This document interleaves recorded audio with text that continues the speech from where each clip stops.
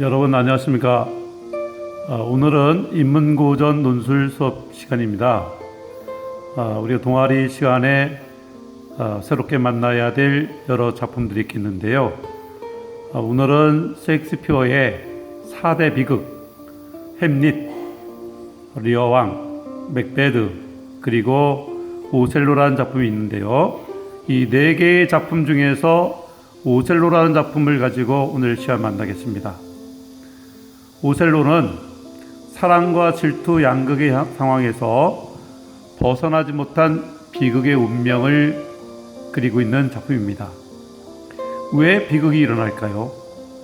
그 비극이란 과연 어떤 것인지 살펴보겠습니다. 우선 비극이라는 단어는 사전적 의미가 인생에 슬프고 애달픈 일을 당하여 불행한 경우를 이르는 말입니다.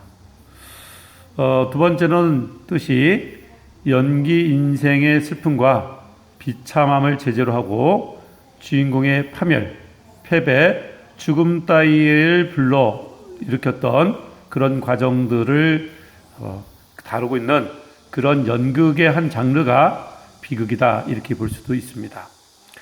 그 오셀로라는 작품에서 왜 비극이 생겼는지 좀 더 구체적인 사건 내용을 한번 살펴보겠습니다. 오셀로의 이 작품은 베니스의 무어인 오셀로라는 이 장군이 대단한 어떤 능력을 지닌 장군입니다. 그 대화하는 그런 과정 속에서 데스데모나라는 정숙한 여자가 그 흑인임에도 불구하고 그 위험 속에서 용맹성을 떨쳤던 오셀로의 그 당당한 모습에 반해서 결혼을 하게 됩니다. 물론 그 아버지 브라반시오가 여러 반대를 했었지만 터키군이 갑자기 쳐들어오는 바람에 어쩔 수 없이 그것을 막기 위해서 그 베니스의 무어인 오셀로를 결혼을 시키게 됩니다.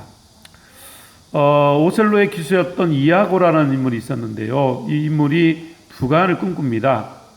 부관을 꿈꾸는데 그 부관 자리가 캐시오에게 넘어가자 그것에 대한 앙심을 품고 거기에 대한 복수국을 벌이기 위해서 악행을 저지르게 되는데요. 우선 캐시오에게 술을 먹이고 그 술 소동 때문에 결국 오셀로에게 파면을 당하게 하고요. 캐시오가 그 파면을 당하자 데스데모나에게 찾아가서 복제운동하라고 권유하면서 캐시오를 더 함정에 빠뜨리기 위해서 두 사람 사이에 불륜이 있는 것처럼 거짓 보고를 하고 오셀로가 의심을 품게 하고 난 다음 오셀로가 선물로 줬던 그 손수건을 캐시오의 숙소에 숨겨놓고 있다가 그 캐시오의 그 어떤 그 문제를 더 확인시키기 위해서 오셀로에게 손수건을 한번 확인해보라 이렇게 말해줍니다. 그래서 오셀로가 아내인 데스데모나에게 손수건을 요청을 했는데 결백했던 데스데모나는 손수건이 없어진 사실에 대해서 결백함을 주장했지만 결국 분노를 참지 못하고 데스데모나를 침도위에서 목 졸라 죽이고 있는 그런 사건입니다. 이러한 어떤 과정 속에서 결국 나중에 진실이 밝혀졌는데요. 이 진실 때문에 죄책감과 자괴감에 빠져서 결국 오셀로는 자살을 하게 되는 그런 내용이 바로 사건의 내용입니다. 자, 이런 인물들은 어떤 모습인가를 한번 좀 더 살펴볼까요? 오셀로는 인자한 성품과 유능한 능력을 지녔지만 결국 이아고의 모략에 빠져서 앞뒤를 다 상황 체크를 하지 않고 분노하는 마음 때문에 그대로 그 데스데모나를 목졸라 죽이는 그런 어떤 일을 저지르게 됩니다. 데스데모나는 정이 많은 여자였는데요. 오셀로에게 그 연민과 동정을 가지고 있었다가 결혼하고 그런데 결국 이아고의 모략 감정에 빠져서 자신의 결백을 주장을 하지만 결국 죽게 되는 이런 과정이고요.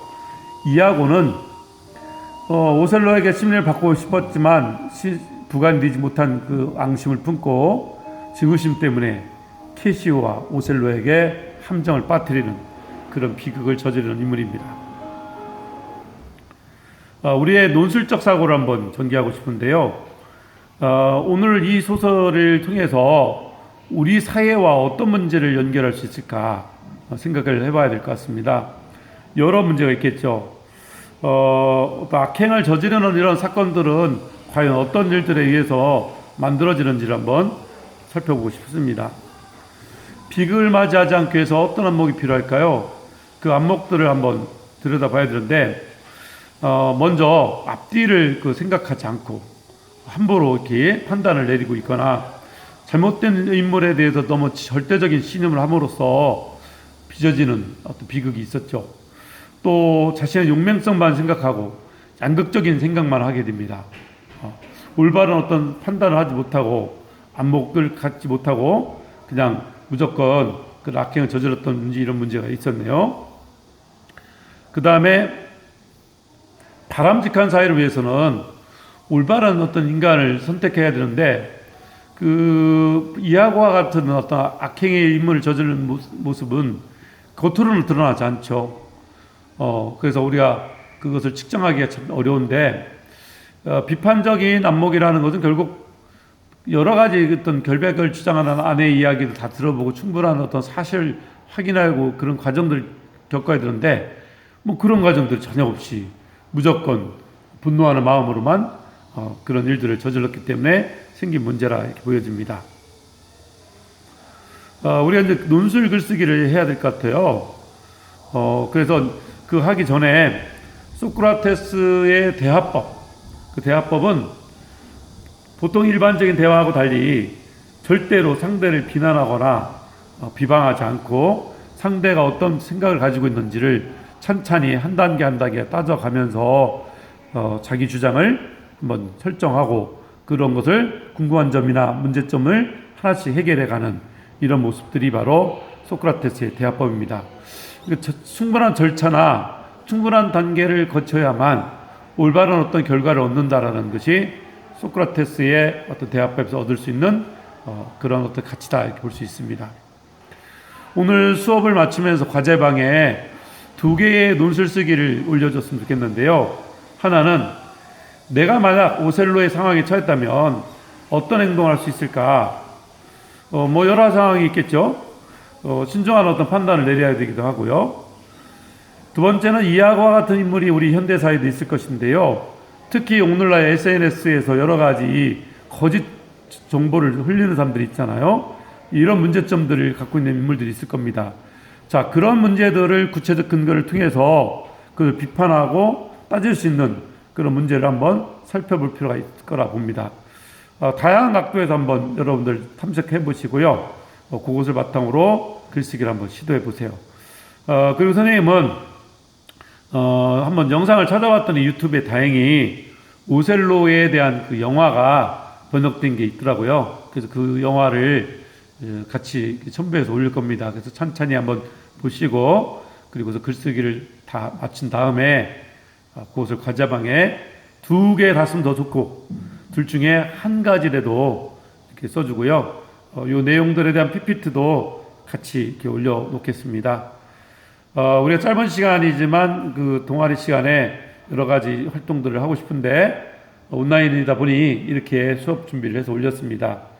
여러분들 한번 어떤 인물들이 되어서 살아가는 것이 좋은지, 거짓 선동을 하고 허위 날조를 하고 있는 이하고와 같은 인물이 되어서는 안 될 것 같아서 바람직한 인물이 과연 뭔지 한번 살폈고요. 오셀로와 같이 무모하고 어떤 쉬운 말로 그냥 아무것도 생각 없이 대책 없이 상대 말만 듣고 판단하는 잘못된 행동 또한 위험하다는 것을 한번 생각해 볼 수 있을 것 같다 이렇게 보겠습니다. 자, 여러분들 수고하셨습니다.